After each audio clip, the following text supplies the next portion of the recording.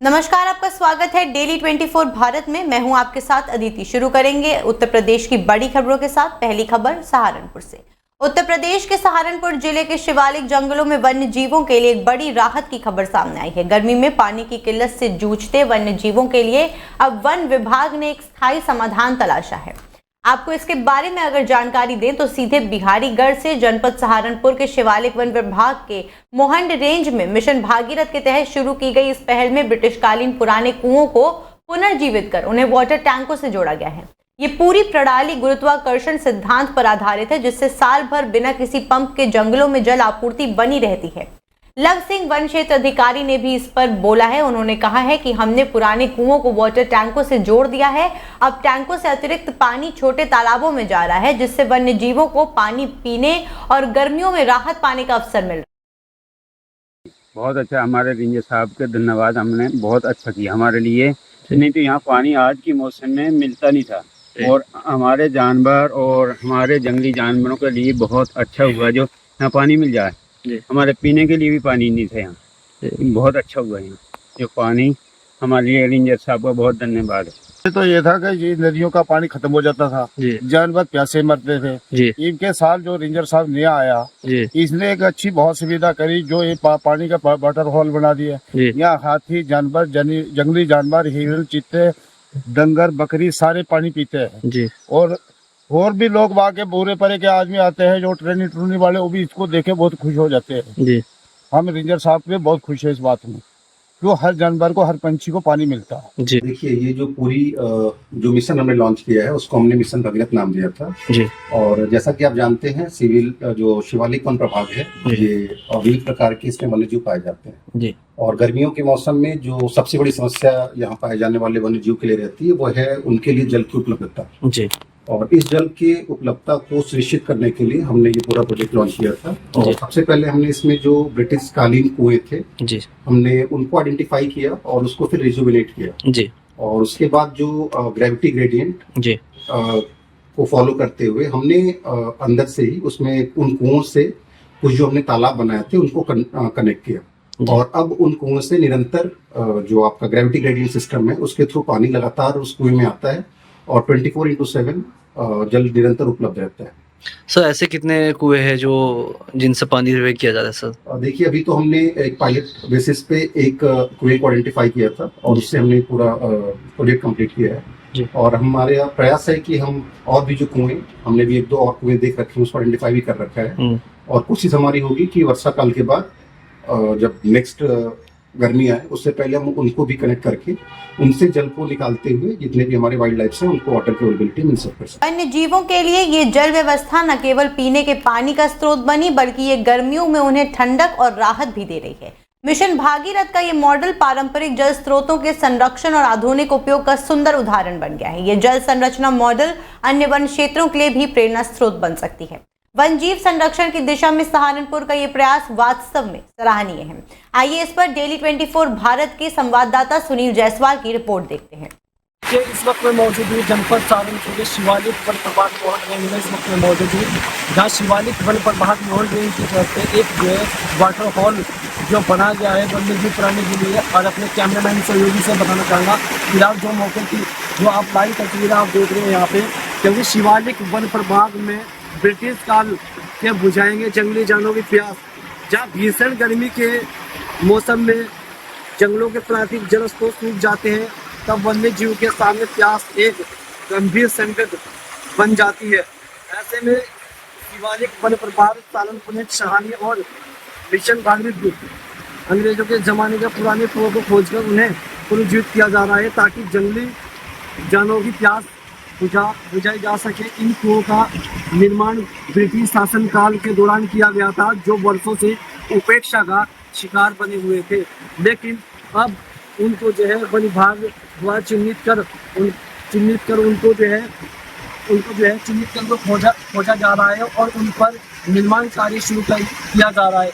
आपने मेरे कैमरे में सहयोगी लाभदायी तस्वीरें दिखाई है और वन्य जीव प्राणी के लिए बड़ी पहल यहाँ पर की गई है। क्योंकि भीषण गर्मी का मौसम है, जहाँ लोग लोग से लेकर दूरों तक जो है पानी के लिए तरसते हैं, लेकिन ऐसी पहल यहाँ पर वनी बात टीम द्वारा की गई है जहाँ उन्हें पानी की बेहतरीन सुविधा दी गई है। और ये पूरा वो यहाँ पर दूर तक आप दिखाई दे रहा है, ये वाटर होल बना गया है ताकि वन्य जीव यहाँ पर पानी पी सके और अपनी प्यास बुझा सके।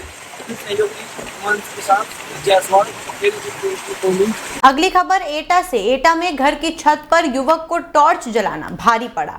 दबंगों ने मां बेटे के साथ जमकर मारपीट की। मारपीट में मां बेटे सहित 3 लोग गंभीर रूप से घायल हो गए हैं।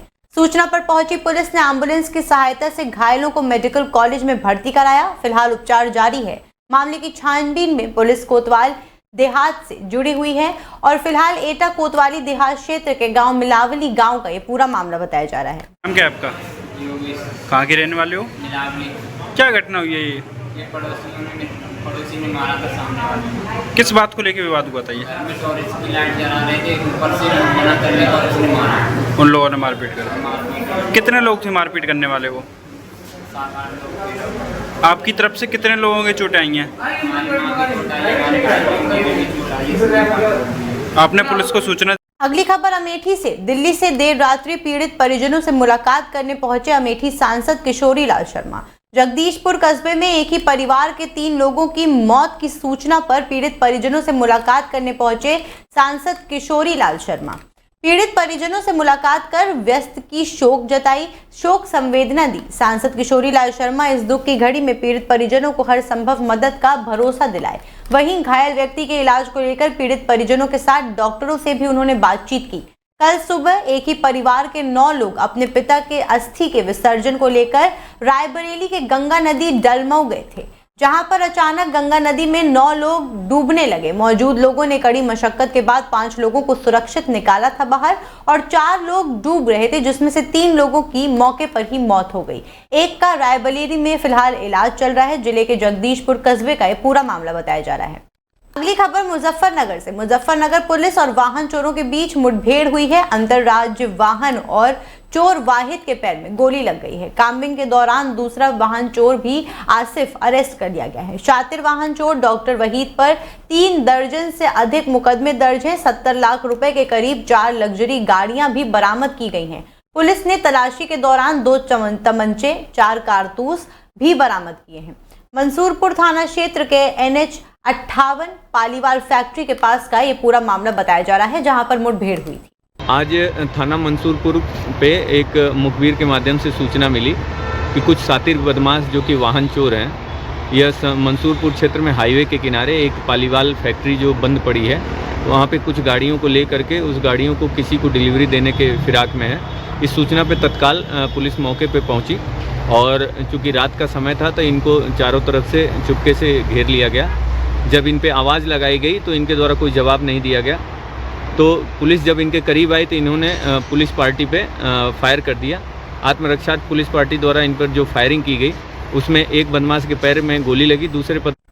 अगली खबर शामली से। शामली में पुलिस और बदमाशों के बीच मुठभेड़ हुई है। मुठभेड़ में गोली लगने से एक अपहरणकर्ता बदमाश गुलाब घायल हो गया है। रंगदारी का मुख्य आरोपी विकास उर्फ मोनू फरार हो गया है। पुलिस आरोपी की तलाश में जुटी हुई है। घायल बदमाश गुलाब को पुलिस ने अस्पताल में भर्ती कराया है। कांदला थाना क्षेत्र में हुई बदमाशों और पुलिस के बीच ये मुठभेड़, घायल बदमाश के कब्जे से प्रयुक्त मोटरसाइकिल और तमंचा बरामद कर लिया गया है। ये देखिए 21/5/2025 इसी महीने में जो है भविसा चौकी एक पड़ती है कांदला थाना क्षेत्र में, वहाँ पर इन लोगों ने रंगदारी के लिए जो है अपहरण किया हुआ था। ये मुलजिम वांछित चल रहे थे, इनकी कई दिन से तलाश चल रही थी। आज इनकी मिलने की सूचना थी, घेराबंदी की गई थी। इसी क्रम में जब इनकी घेराबंदी हुई, एक बाइक से जा रहे थे स्प्लेंडर से, इनको रोका गया। इन लोगों ने पुलिस टीम के ऊपर फायरिंग किया। पुलिस द्वारा भी आत्मरक्षा जो है गोली चलाई गई, जिसमें एक अभियुक्त गुलाब सनाफ कृष्णपाल सोरम गोला गांव का रहने वाला है, जनपद मुजफ्फरनगर का, और इसकी जो है पैर में गोली लगी है, इसको अस्पताल भेज दिया गया है और इसका एक साथी फरार हो गया है। शेष अन्य लोगों की भी जो है तलाश की जा रही है, अन्य विधिक कार्रवाई की जाएगी। अगली खबर महोबा से। महोबा में सीने और पेट दर्द से परेशान 16 वर्षीय किशोरी की जिला अस्पताल के इमरजेंसी वार्ड में कुछ देर के इलाज के दौरान अचानक मौत हो गई। किशोरी की मौत को लेकर परिजनों और पड़ोसियों ने अस्पताल प्रशासन पर लापरवाही से इलाज करने का आरोप लगाया। फिलहाल घटना की सूचना मिलते ही मौके पर पहुंची पुलिस और प्रशासनिक आला अधिकारियों ने मामले की जांच शुरू कर दी है। महोबा के चरखारी कोतवाली नगर क्षेत्र में रहने वाले रामबाबू तिवारी की 16 वर्षीय किशोरी शैली तिवारी की अचानक तबीयत खराब हो गई। सीने में अचानक तेज दर्द के चलते उसे इलाज के लिए जिला अस्पताल के इमरजेंसी वार्ड में भर्ती कराया गया। आरोप है कि डॉक्टरों ने लापरवाही पूर्ण ढंग से इलाज करते हुए इंजेक्शन लगाने के बाद सीरियस मरीज को इमरजेंसी वार्ड से बाहर बिठा दिया, जिसके कुछ देर बाद अचानक दर्द से तड़प कर मौत हो गई। युवती की मौत को लेकर परिजनों और पड़ोसियों ने अस्पताल प्रशासन पर लापरवाही से इलाज करने का आरोप लगाया है। मेरा नाम ऋषभ गुप्ता है, मैं इनसे घरेलू संबंध रखता हूँ। क्या घटना हो गई? मैं एक समाज सेवी भी हूँ। घटना ऐसी है कि इनको शाम 6:30 बजे के आसपास जो है महोबा जिला चिकित्सालय में लाया गया। इनको एक इंजेक्शन देने के बाद बाहर बैठा दिया गया कुर्सी में। सीरियस पेशेंट होने के बाद भी इन्होंने इनको बेड नहीं दिया और इनको जो है इन्होंने बोल दिया कि सारा चीज नॉर्मल है। आज 2 घंटे बाद बिटिया आपके सामने मरी हुई पड़ी है। क्या लग रहा है अस्पताल किस प्रकार का इलाज किया गया मरीज को? क्या बिल्कुल ही वाहियात तरीके से इलाज किया गया है और बहुत ही गंदी कंडीशन है। दर्द हो रहा था तो हम यहाँ आए इमरजेंसी में, तो इमरजेंसी में 2 इंजेक्शन लगाए इन्होंने। इसके बाद उनको दर्द और बढ़ गया और जैसे इंजेक्शन लगाने के बाद 5 मिनट बाद बेहोश होकर वो गिर पड़ी बेड में। सेब ने घोषित कर दिया ना। क्या लग रहा है आपको? हमको लगा गई लापरवाही की कमी।